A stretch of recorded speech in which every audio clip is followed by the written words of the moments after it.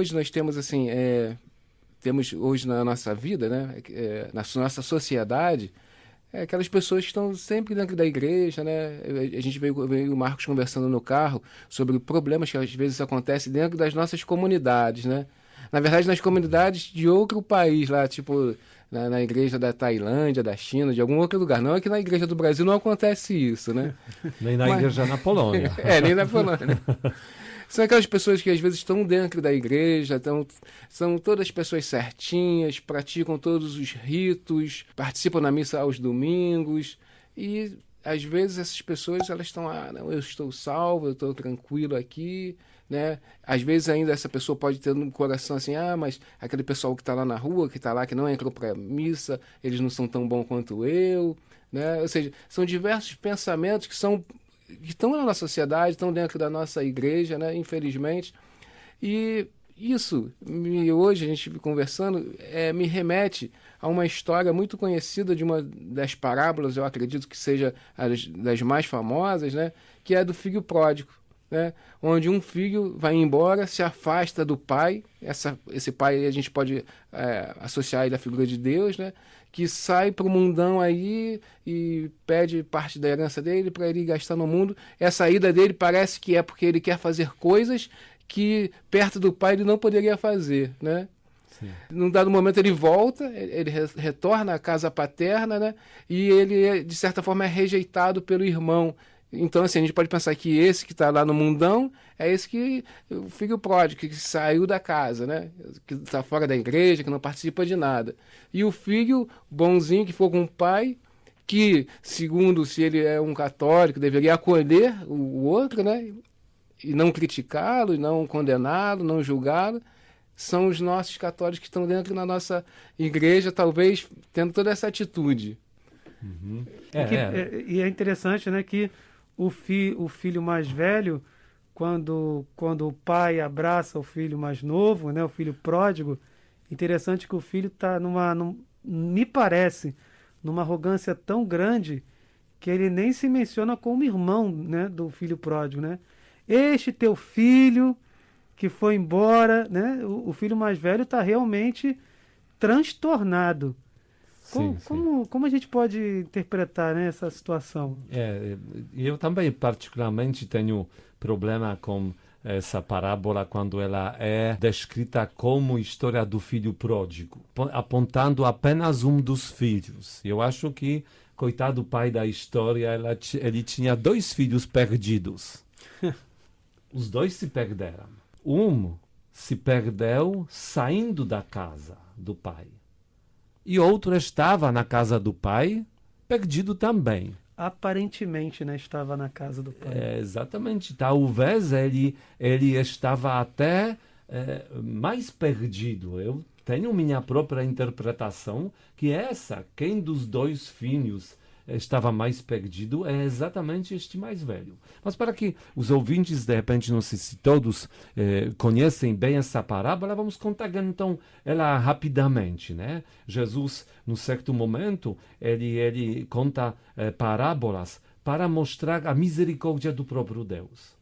Inclusive, Papa Francisco, em certo momento, falou que se precisaria retirar da Sagrada Escritura apenas um capítulo que representaria mais aquilo que é o próprio Deus, para aprender quem é Deus, exatamente capítulo 15 do Evangelho de São Lucas seria, na visão dele, o capítulo correto.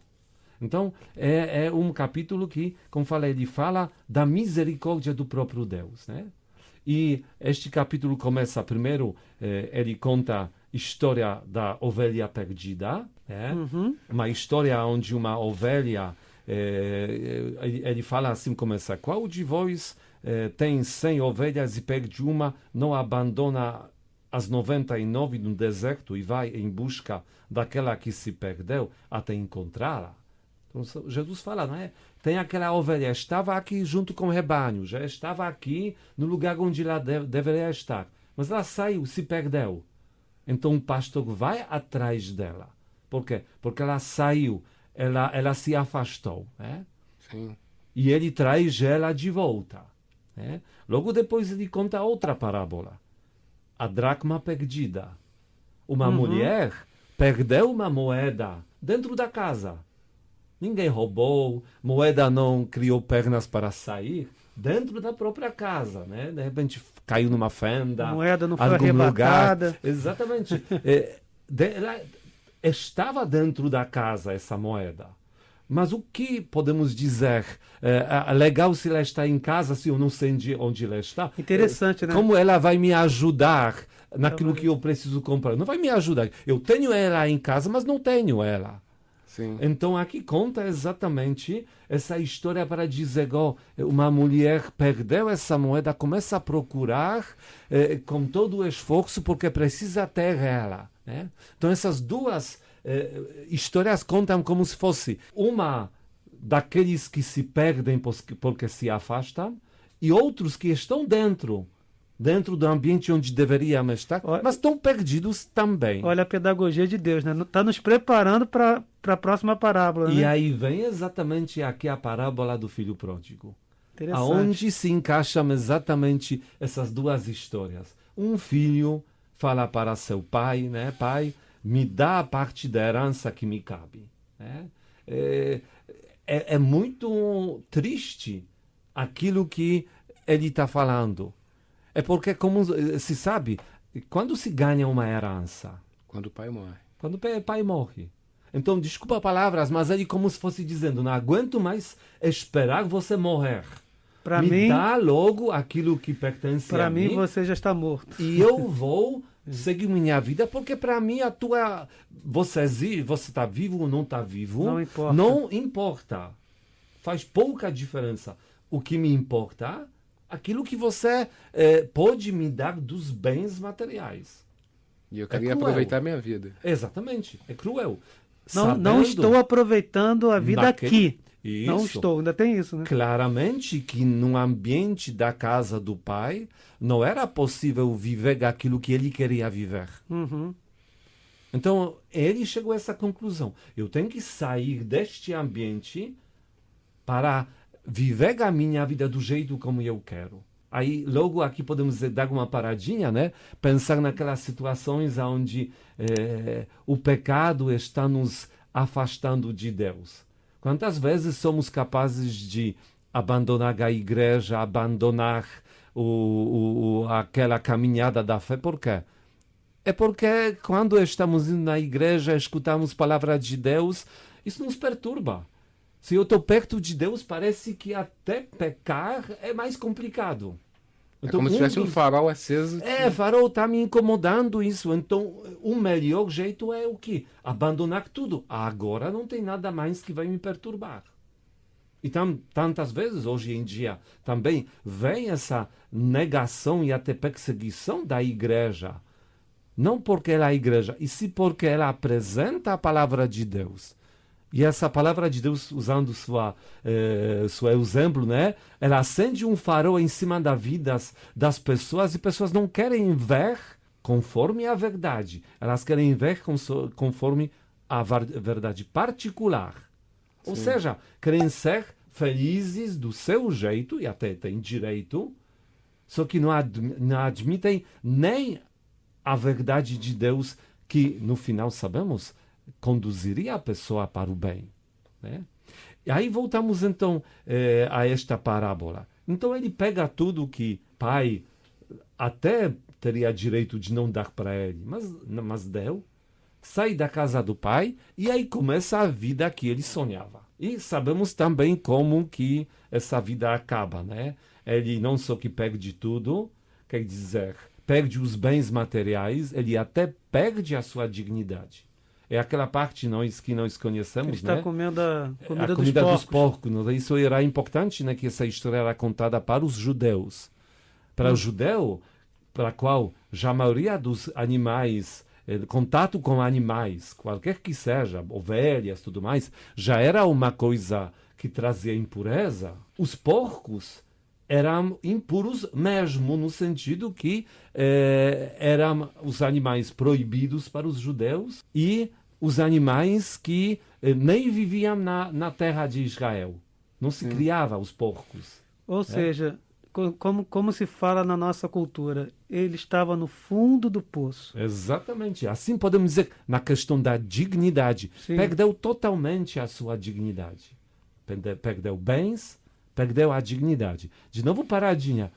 O que na prática encontramos quando nos afastamos de Deus? É isso. Sim. É isso, né? Não admitimos, o ser humano é capaz de se teimar, é capaz de chamar o valor, a beleza da vida, a comida do porco viver na falta daquilo que Deus poderia dar. Alguém pode dizer, não, mas para mim já está bom.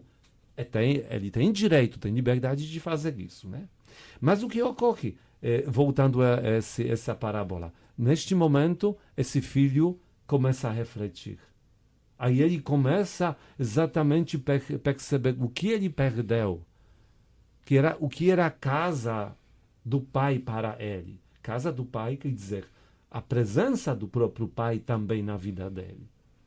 E por causa disso ele pensa desta maneira, né? Eu vou voltar, mas como eu vou chegar e dizer, não, estou de volta, eu sei a gravidade da minha decisão. Ele ensaia, né? Por isso ele ensaia, pai, pequei contra o céu e contra ti. Já não sou digno de ser chamado teu filho. Então ele reconhece que no momento quando ele negou o pai, a vida do pai, o valor do pai, ele automaticamente, como se fosse, ele tirou de si a dignidade de ser filho. Ou o cargo de ser filho, não sei qual palavra seria certa, né? Ele como se fosse disse, então eu não sou mais filho. Ele, na verdade, parou de ser filho quando ele rejeitou o pai. Por isso ele fala, eu quero voltar à convivência da casa, mas eu acho que vai ser apenas numa direção, numa relação diferente. Pelo peso dessa decisão que eu tomei. Até como empregado, né? Isso. E é curioso a gente perceber que quando formulamos essa questão, a gente estava olhando mais para o mais velho, filho mais velho, né? O quão arrogante ele foi, onde essa arrogância poderia nos levar. Sim, mas observando essas duas parábolas que o senhor mostrou anteriormente e a que nós estamos analisando, os dois têm um pouco de arrogância, né? Os dois estavam vivendo essa arrogância. Cada um em certos aspectos, né? Não, mas é claro. Mas aí isso ocorre, essa história do filho mais velho, um pouquinho mais para frente, sim, né? Sim. Aqui primeiro ainda ele o volta... filho pródigo que está se convertendo. A arrogância dele já está sendo deixada de lado. Exatamente. Ele reconhece e volta. E por aquilo que parece, ele se resolve com o pai. Sim. Ou seja, ele encontra a paz, pai o perdoa, ele sente a beleza de ser perdoado, recebendo aqueles sinais da filiação e da dignidade e tudo mais, né? Mas aí vem filho velho, mais velho, né? Estava no campo, viu o que aconteceu, porque um dos servos falou, e aí vem exatamente o questionamento, né? Sabe que voltou irmão mais novo, mas está com raiva porque o pai o acolheu. E quando se encontra com o pai, ele fala para ele desta maneira: há tantos anos eu te sirvo e jamais transgredi um só dos teus mandamentos, e nunca me deste um cabrito para festejar com meus amigos. Contudo veio esse teu filho que devorou teus bens com prostitutas, e para ele matas o novilho cevado. E aqui a resposta do pai é muito importante: filho, tu estás comigo, sempre comigo, e tudo o que é meu é teu. Então ele falou antes, é como se fosse, ele se vê como empregado. Há tantos anos que te sirvo. Que te sirvo. Como se fosse, estou trabalhando para você. Então ele se vê como empregado. Ou seja, está lá, mas ainda não percebeu. Ele não se vê como filho, ele se vê como empregado. E o pai fala para ele: filho, tu estás sempre comigo e tudo o que é meu é teu. Só que a visão que ele não tinha. Como né? termina a história, né? Ele conta tudo isso para filho mais velho, só que Jesus não termina essa história. se essas palavras convenceram um filho mais velho para dizer, ok, reconheço, é isso mesmo. Então, o que pode acontecer exatamente na nossa vida? Que quando estamos perto de Deus e não nos vemos como filhos dele, podemos estar apenas por medo das consequências de não seguir a fé. Seguindo apenas o ritualismo. Exatamente, ver aqui nós temos, de repente, a preocupação do inferno, tantas outras coisas. Né? E também justamente a parte social. A parte social também, quando na verdade temos que enxergar o que Deus nos convida à relação com Ele. E isso que é a beleza da nossa vivência com Deus. Por isso, por mais que queremos avaliar a vida dos outros, temos que olhar primeiro a nossa vida. No qual ponto eu me encontro? Estou perto de Deus, estou longe dele, não importa, mas que relação eu estou procurando? Realmente, Deus é quem para mim? Será que Ele é Pai? Porque Ele me vê sempre como filho dele. Louvado seja nosso Senhor Jesus Cristo. Para sempre seja louvado.